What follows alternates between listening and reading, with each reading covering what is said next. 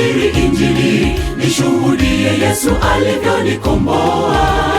Inabadilisha, inaokoa, nitapaza sauti yangu habari ya msalaba, watu wamwamini Yesu.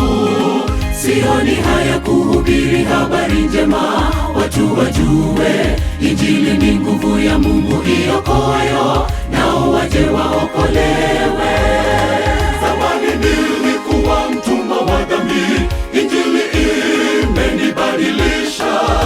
Nimefanyika kiumbe kipya kwa uwezo wake Mungu. Nitashuhudia nilivyookolewa na Mwokozi Yesu. Tukimngoja Mwokozi aje kutuchukua, nitahubiri Injili. Zamani nilikuwa mtumwa wa dhambi, Injili imenibadilisha. Nimefanyika kiumbe kipya kwa uwezo wake Mungu. Nitashuhudia nilivyookolewa na Mwokozi Yesu. Tukimngoja Mwokozi aje kutuchukua, nitahubiri Injili.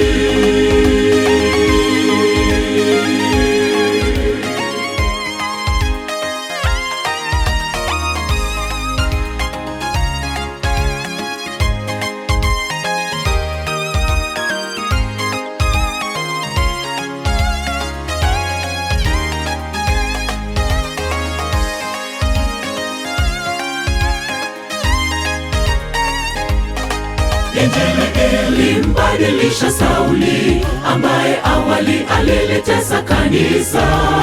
Mara Mungu akafanya mtume kuwahubiri mataifa.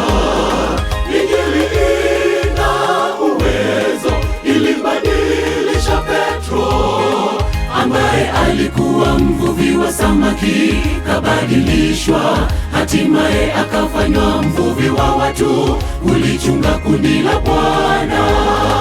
Zamani nilikuwa mtumwa wa dhambi, Injili imenibadilisha. Nimefanyika kiumbe kipya kwa uwezo wake Mungu. Nitashuhudia nilivyookolewa na Mwokozi Yesu. Tukimngoja Mwokozi aje kutuchukua, nitahubiri Injili. Zamani nilikuwa mtumwa wa dhambi, Injili imenibadilisha. Nimefanyika kiumbe kipya kwa uwezo wake Mungu. Nitashuhudia nilivyookolewa na Mwokozi Yesu. Tukimngoja Mwokozi aje kutuchukua, nitahubiri Injili. Zamani nilikuwa mtumwa wa dhambi, Injili imenibadilisha. Nimefanyika kiumbe kipya kwa uwezo wake Mungu. Nitashuhudia nilivyookolewa na Mwokozi Yesu. Tukimngoja Mwokozi aje kutuchukua, nitahubiri Injili. Zamani nilikuwa mtumwa wa dhambi, Injili imenibadilisha. Nimefanyika kiumbe kipya kwa uwezo wake Mungu. Nitashuhudia nilivyookolewa na Mwokozi Yesu. Tukimngoja Mwokozi aje kutuchukua, nitahubiri Injili.